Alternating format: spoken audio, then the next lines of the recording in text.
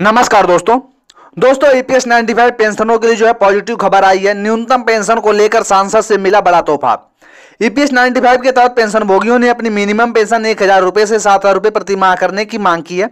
दिल्ली में इस आंदोलन का नेतृत्व नेशनल एजुकेशन कमेटी ने किया है।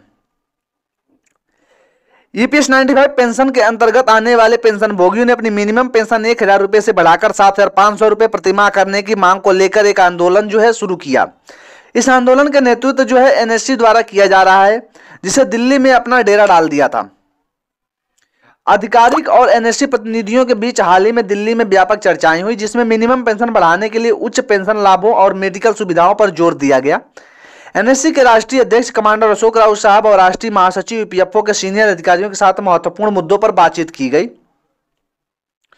पेंशन भोगियों की प्रमुख मांगे मिनिमम पेंशन में वृद्धि, महंगाई भत्ता और व्यापक मेडिकल सुविधाएं शामिल है। इन मांगों के प्रति ईपीएफओ की प्रतिक्रिया सकारात्मक रही और चर्चा के दौरान इन मुद्दों को प्राथमिकता दी गई। इसी संदर्भ में अतिरिक्त केंद्रीय भविष्य निधि संगठन आयुक्त प्रशासन चंद्रमौली और चक्रवर्ती ने स्पष्ट किया कि इन मांगों की गहन समीक्षा की जा रही है। 31 जुलाई 2024 को जंतर मंतर पर हुए विरोध प्रदर्शन के हजारों पेंशन भोगियों ने हिस्सा लिया था। इस प्रदर्शन में न केवल सरकार बल्कि समूचे देश को ध्यान इस मुद्दों की ओर आकर्षित किया। एनएससी की ओर से ईपीएफओ के बीच निरंतर संवाद और चर्चाओं का आयोजन जारी है। पेंशन भोगियों की उचित मांगों को मंजूरी देने के लिए सरकार और संगठन दोनों ही प्रयासरत है। इसके साथ ही व्यापक जो है चिकित्सा सुविधा और उचित महंगाई भत्ता प्रदान करने की दिशा में भी काम किया जा रहा है, जिससे पेंशन भोगियों के जीवन गुणवत्ता में जो है सुधार हो। हालांकि बहुत जल्द जो संभावना जो जग रही है कि ईपीएस 95 पेंशनरों की जो मिनिमम मांगे हैं उसको लेकर जो है सरकार का बहुत ही सकारात्मक कदम उठने वाला है, सकारात्मक कदम उठेगा। हालांकि अभी इस पे दोस्तों कोई आधिकारिक बयान नहीं आया है, लेकिन बहुत जल्द आप लोगों को आधिकारिक बयान भी देखने के लिए मिलेगा, क्योंकि अब ये जो है पॉजिटिव खबर ही हम लोगों में एनर्जी भरती है।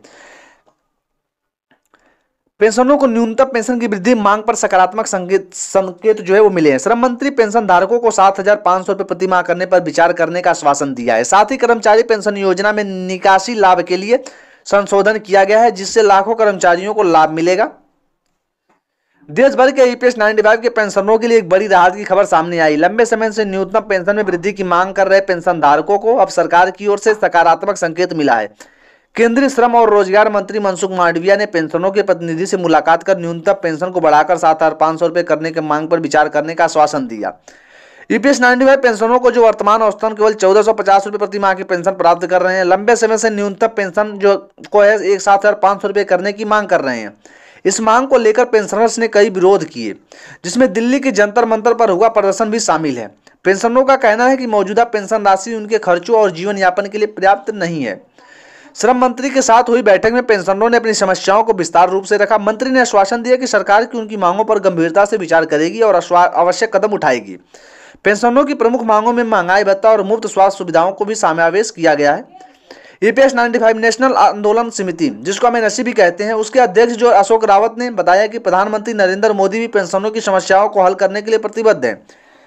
रावत ने कहा कि कांग्रेस और अन्य विपक्षी दलों के भी सांसद भी पेंशनों की वृद्धि की मांग का समर्थन किया है और सरकार पर दबाव बनाने का आश्वासन दिया है। हालांकि आप लोगों ने पिछले दिनों देखा हुआ था कि किस प्रकार से सुप्रिया सुले जी ने खुले मंच से एक बार नहीं 3-3, 4-4 बार दोस्तों जो है सरकार को अवगत कराया कि ईपीएस 95 पेंशनर भी इसी देश के वासी हैं, इनका भी जो है पैसा बढ़ना चाहिए। इसके अलावा सरकार ने सरकारी कर्मचारी पेंशन योजना के में महत्वपूर्ण संशोधन किए हैं, जिसका उद्देश्य उन कर्मचारियों को भी है निकासी का लाभ प्रदान करना है जिन्होंने 6 महीने से कम अंशदायी सेवा की है।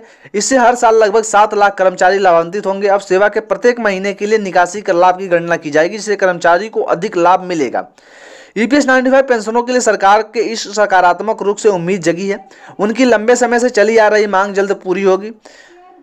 यदि न्यूनतम पेंशन वृद्धि होती है तो यह लाखों पेंशन धारकों के लिए बड़ी राहत साबित होगी और उनके जीवन स्तर में सुधार लाएगा। हालांकि देखना होगा कि ईपीएस 95 पेंशनरों की जो मांगे हैं उस पर कितना सकारात्मक सरकार का रवैया रहता है। लेकिन दोस्तों इस पे जो आश्वासन जिस प्रकार से दिया गया है उस प्रकार से ये तो कहा जा सकता है कि हमारे आने वाले टाइम में दोस्तों ईपीएस 95 मिनिमम पेंशन जो है इसमें बढ़ावा देखने को मिलेगा। हालांकि देखते हैं आने वाले टाइम में क्या होता है। मिलते हैं नए वीडियो में, तब तक के लिए थैंक यू दोस्तों।